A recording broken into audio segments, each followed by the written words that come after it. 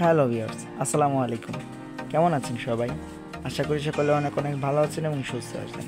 তো আজকে আমরা ট্রাভেল করতে চলেছি আমাদের পাবনা সাথিয়া থানা থেকে রূপপুর পারমাণবিক বিদ্যুৎ কেন্দ্র এর সৌন্দর্য ও হার্ডিং ব্রিজ ঘুরে দেখার জন্য। তো চলুন আজকে শুরু করি পুরো ট্রাভেল ভিডিও। এই ভিডিওতে কি কি থাকছে আর কি কি দেখতে পেলাম তার সব কিছুই তুলে ধরবো ইনশাল্লাহ। তাই কথা না বেরিয়ে চলুন মূল ভিডিও চলে যাই।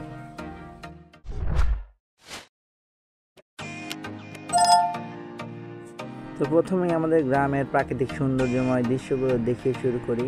আমাদের গ্রাম থেকে 10 টাকা ভাড়া দিয়ে রিক্সায় চড়ে আমরা দুলাই বাজারে এসে পৌঁছাই, আর দুলাই বাজার থেকে রূপপুরগামী বিসমিল্লাহ এক্সপ্রেস বাসে উঠে পড়ি।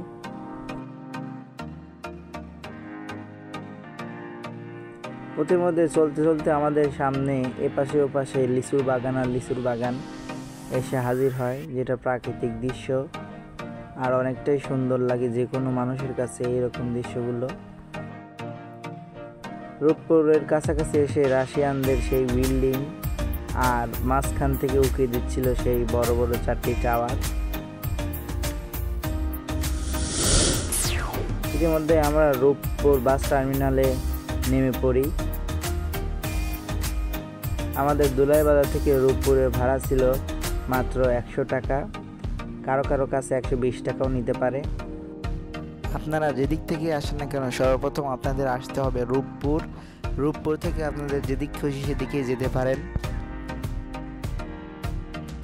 এই গোল চত্বরটা আসলে অনেকটাই সুন্দর, প্রাকৃতিক দৃশ্য দিয়ে উজাড় করে যেন দিয়েছে এই গোল চত্বরটি, আসলে অমায়িক সুন্দর, যা আমার কাছে যেবারই আসি ততবারই ভালো লাগে।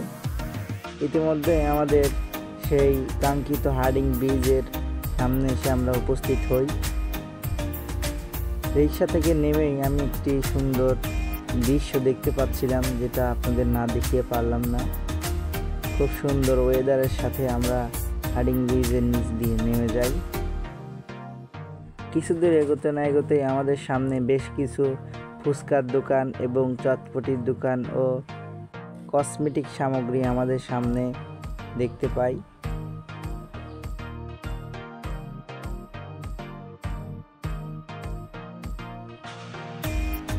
ফুচকার দোকানে ফুচকা ট্রাই করে দেখছি, মোটামুটি ততটাও ভালো না, আবার একবারে যে খারাপ তাও না।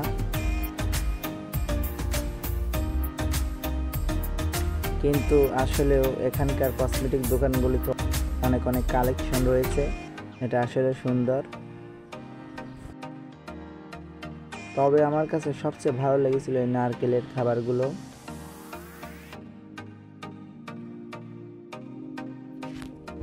প্রাকৃতিক সৌন্দর্যময় পদ্মার পাড় এবং হার্ডিং ব্রিজ আর লালন সেতু, তিনটা মিলে সৌন্দর্যের এক একাকার নৈসর্গিক দৃশ্য।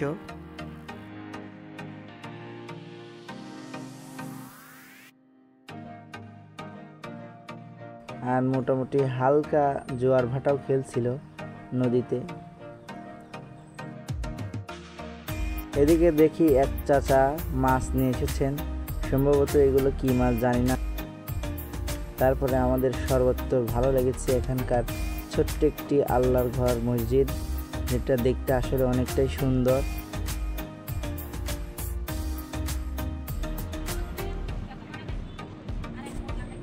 তারপর কিছুক্ষণ পরে আমরা একটি ট্রেনের দেখা পাই, যেটা আসলে অনেকটাই সুন্দর লাগছিল। এই মুহূর্তটা হার্ডিং ব্রিজের উপর দিয়ে ট্রেন যাওয়ার দৃশ্যটা আসলে অনেকটাই সুন্দর লেগেছিল, যার কারণে ক্যামেরা বন্দি করতে ভুলিনি।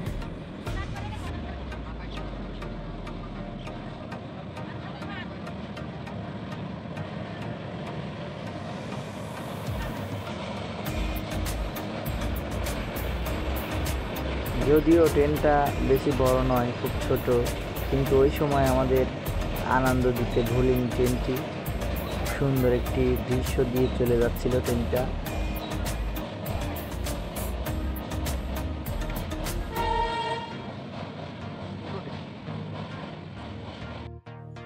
তারপরে আমরা চলে আসি পাকশি রেলওয়ে স্টেশনে, যেটা ব্রিটিশদের আমল থেকে আজও পর্যন্ত মাথা উঁচু করে দাঁড়িয়ে আছে।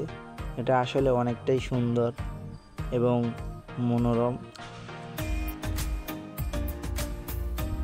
চলতে চলতে সেই খাড়া সিঁড়ি বেয়ে আমরা উঠতে লাগলাম সেই পাকশি রেলওয়ে স্টেশনের প্ল্যাটফর্মের দিকে। তারপরে স্টেশন দেখে আমরা চলে আসি সেই কাঙ্ক্ষিত পারমাণবিক বিদ্যুৎ কেন্দ্রের সামনে, যেখানে আসলে ভিডিও করা খুব টাফ ব্যাপার, কারণ অনেক সিকিউরিটি ছিল ওই জায়গায়। কিন্তু খুব সাবধানের সাথে আপনাদেরকে দেখানোর জন্য আমি একটু রিস্ক নেই। যদিও একটি নির্মাণাধীন এলাকা, তাই এখানে ভিডিও না করাই ভালো।